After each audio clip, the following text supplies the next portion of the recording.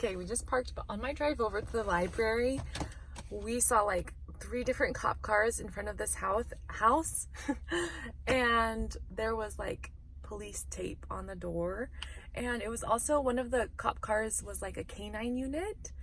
And I remember when our next door neighbor murdered his girlfriend and there was police tape all around the house. So I know when there's police tape, I'm like, it's gotta be serious. And so I don't know, we live in the most dangerous neighborhood and it's so crazy. I'm like, again, there's another house with police tape. It must be something crazy. So I'm gonna look it up in the news and figure out what happened there. And because they have the canine unit, I think, oh, it must be drug related, but who knows? I don't know anything about police work or stuff like that, but that's what the dogs are for, right? They're supposed to like sniff it out and find the drugs. So what if he's like a drug dealer or something? I don't know. This is just my assumption, my imagination kind of going wild, but I'll have to tell you about my next door neighbor that murdered his girlfriend in the basement. It was so bad. It was so sad and crazy. While I'm thinking about it, I want to show my neighbor's house where my neighbor murdered his girlfriend in the basement.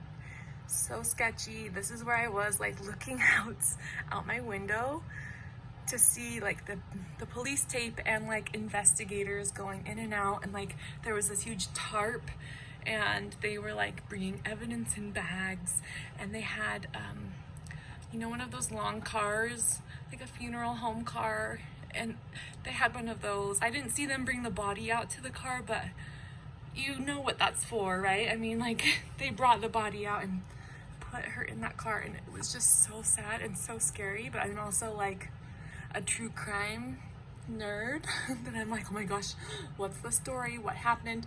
And sure enough, like the next day on the news, we saw like what happened. So this is the house.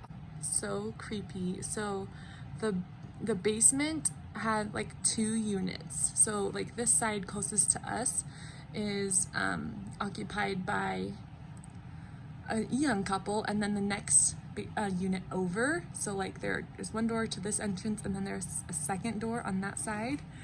Like this patio has 2 doors right next to each other. So that second door is where the murderer lived, and it's like an old rundown house, if you can't tell. Like we live in a sketchy neighborhood.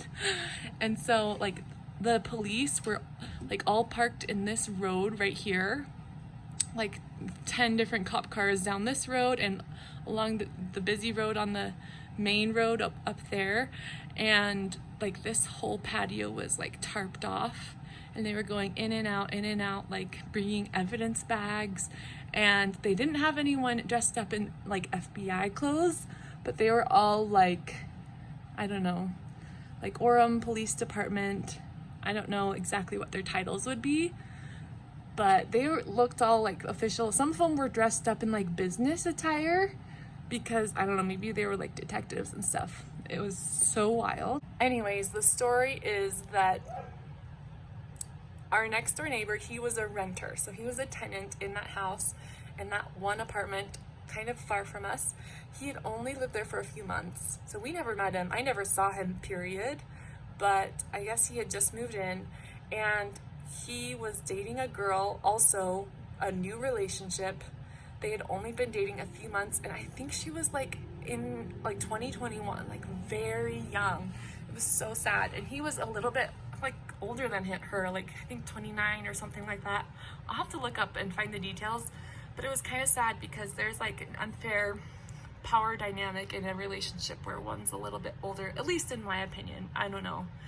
Some people say age is just a number, but in my opinion, I feel like older men can sometimes take advantage of younger women, and it sounds like maybe this was the case. I don't know for sure. Like I said, I never met him. I have no idea what was going on in his life or what their relationship was like. But he was older, she was younger. They had only been dating a few months, and I imagine she had just barely moved out of her parents' house. Like, she was kind of young and impressionable still, I think. This is just the picture I'm painting, of course. But he had multiple accounts of domestic violence with previous relationships, and she had just been dating him for the last few months, and they were over at his apartment, and apparently they had been drinking, right? So they were both under the influence, just alcohol, I assume. Oh, and vaping, because apparently they were vaping. And the argument that they had was, like, she was vaping and he wanted her vape and she wouldn't give it to him. Like, this is the kind of stuff that's going down in my neighborhood. It's like very sketchy. And so she wouldn't give it to him, and he ended up strangling her over the vape. Yeah, I'm just like disgusted, appalled, and shocked. And apparently, like, he strangled her until she was dead, obviously, and then he called the cops on himself. That's his only, like, the only good thing he did is he realized, like, what he had done, and he turned himself in because he was like, holy crap, I just killed someone, you know? So he called the cops, and they came and, like, arrested him. I think it was at like 1 or 2 in the morning or something crazy, because we had no idea what was going on. We just woke up to like tons of cops right on our right next to our house, and all the police tape all around the whole house, the whole yard, and there were a couple of news stations also, like, outside. And so we just woke up in the morning and we were like, what is going on? And nothing was in the news yet, and so we were just like, we were just watching from this window, like, what in the world? And then finally the next day we saw it in the news, because we were checking. We were like, okay, we have to find out what happened. And so it was so sketchy. And then we just met the people who moved in after them, and apparently, like, it's so sad but so gross and yet necessary. Like, we just saw them replace the carpet, because, like, apparently there was blood-stained carpet, and, like, we saw them replace paint the walls and stuff, and I'm like, that's so sketchy. And then, sure enough, someone new moved in, and hopefully they got a really good price, because that's really scary to live in a house where a girl was literally murdered. So that's the scary story. Okay, I'm pumping in bed, about to go to sleep, but I was looking at some videos and I thought I was reminded of something I saw on my drive home from the library one day. It was like on our main street that we go down before heading down our, like, small road that we live on. So we drive down the street all the time, and it was so scary. Like, it's not a safe neighborhood. I've said that before, but I was driving down the road, and across the street and to my left, there was a man standing. I'm like, how do I even describe this? He was standing, like, in the doorway of a car. So there was a car parked, there's a man standing in the back doorway of a car. And I couldn't really see, he was like trying to yank something out. And I was like, what is going on? Is he like trying to yank a person out, or is he trying to yank a bag out, or what is he doing? He was like pulling with all his might. And so then I like drive by and I kind of see what's going on in my side view mirror. I can see that he's trying to pull out a woman. And this woman had a long green skirt. I will remember that. I don't know why. That was just like that image in my mind. And he was like yanking at her, like really aggressively. I'm not like exaggerating. It was scary. Like aggressively yanking and trying to pull her out. And she was just so still. Like she was not budging. She was standing her ground, sitting her ground, I guess. I don't know how to say it. She was just like stuck in that seat, like not gonna budge. And then he started hitting her.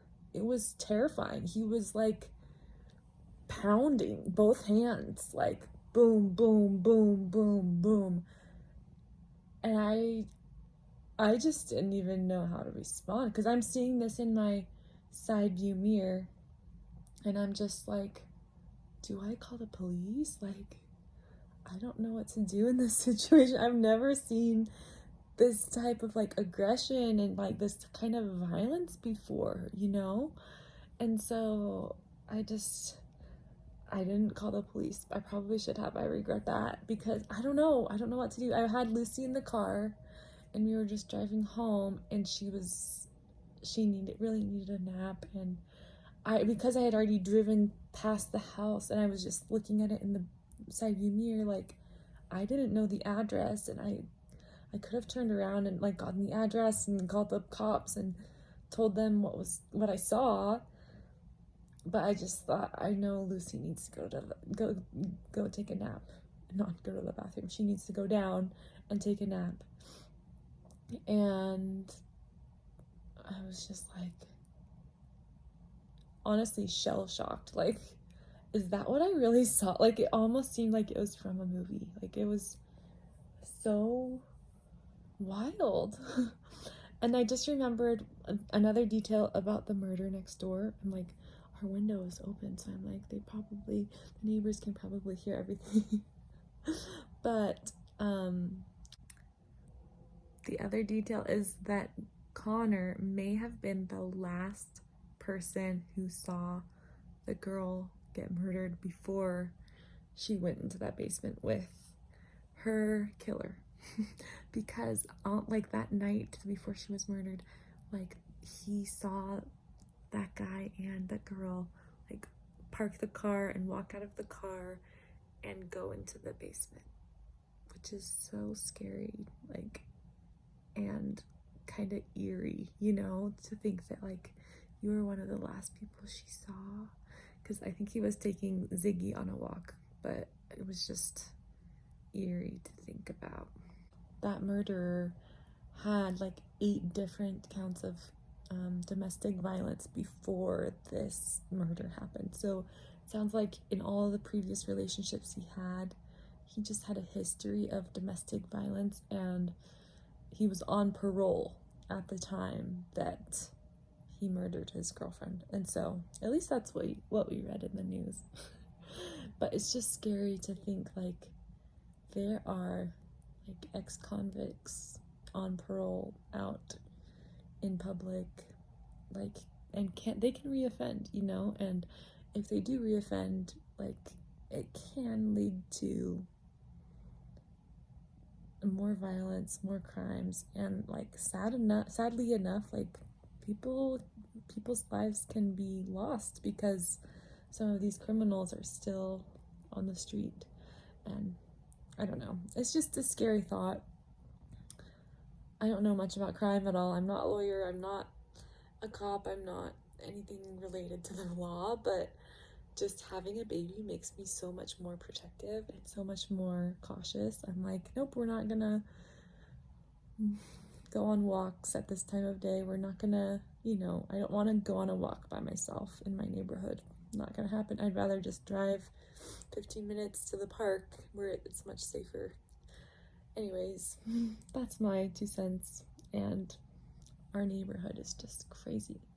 My dream is literally to just live in a safe suburb somewhere where Lucy can just make friends with people across the street. I feel like that's the neighborhood that I grew up in. At least from my perspective, I had a really safe upbringing. We lived right next to a park, and I had friends all around that lived across the street, across the park, behind the elementary school. So I just dream that maybe like one day I can provide that for my family. We'll see. I don't know. Right now we're kind of stuck in this house for a while, but we're also grateful. Like, we have so much to be grateful for. But the neighborhood is something that I am hoping will change soon.